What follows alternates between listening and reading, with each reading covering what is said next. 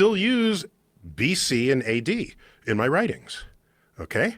I still do it. You don't use BCE? I don't use BCE.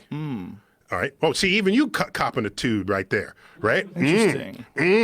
I saw your face. You got the camera. No, Do you see his face? interesting. I just said interesting. It's interesting. No, I'll tell you why. Okay. Okay, first of all, Doesn't make any sense. BCE. This is not current era 2,000 years ago. I'm going to tell you. So BCE, as you know, stands for Before Common Era. Right. And CE stands for Common Era.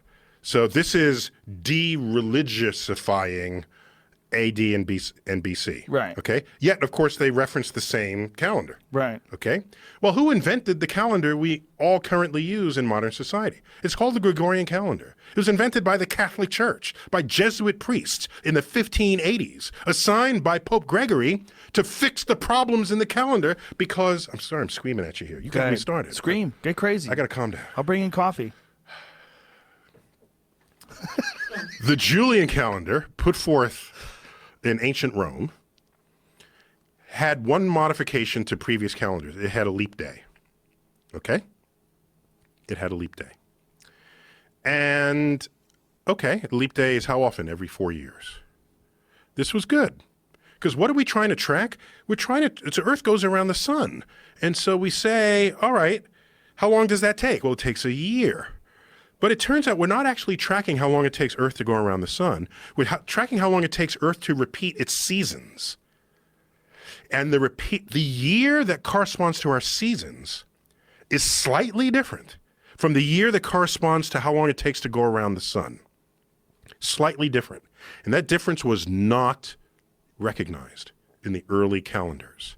And that difference accumulated so that by the year 1584, the vernal equinox, the first day of spring, did not occur on March 21st. It occurred on March 10th.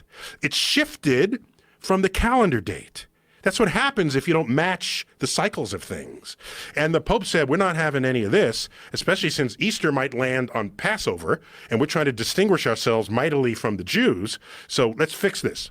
The Jesuit priests got to study this. They looked at the cycles of the heavens, the sun, the moon, the stars, and they came up with a new calendar. The Gregorian calendar, a modification to the Julian calendar. You know what they had to do?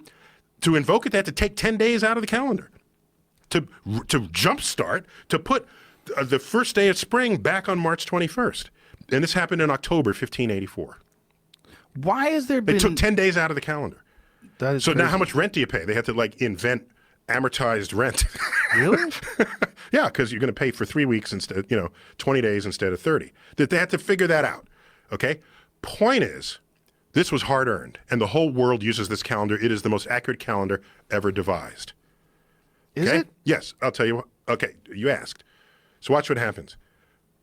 The leap day overcorrected the calendar. It overcorrected it. Overcorrect. Yes. Yes. So you need a leap year. So, no, sorry, the leap day is every 4 years.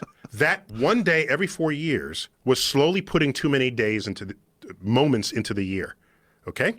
The Gregorian calendar figured this out, and it had put 10 extra days since the Julian calendar to the Gregorian calendar. 10 extra days. First, jumpstart, get rid of the 10 days. Now everything's lined up again. Okay. Now, how do you prevent this from happening again?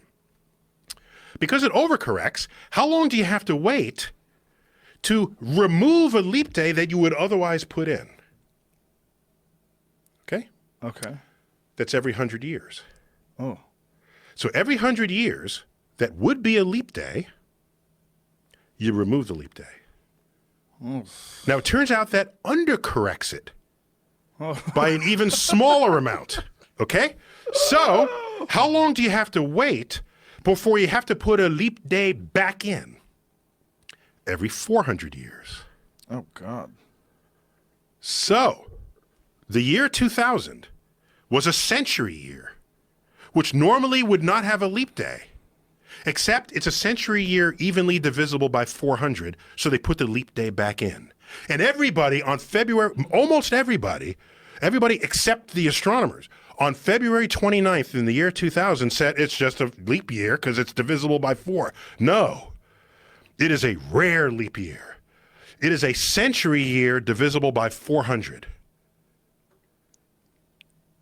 That corrects it back, and so now you have a stable calendar for tens of thousands of years. I got to give props to the Jesuit priests.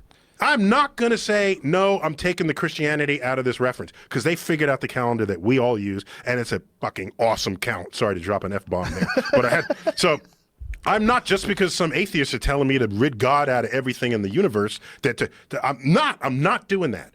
I'm going to say, they came up with this calendar. The reasons were because they didn't want to confuse it with Passover. The motivation is whatever it is, but the science is good.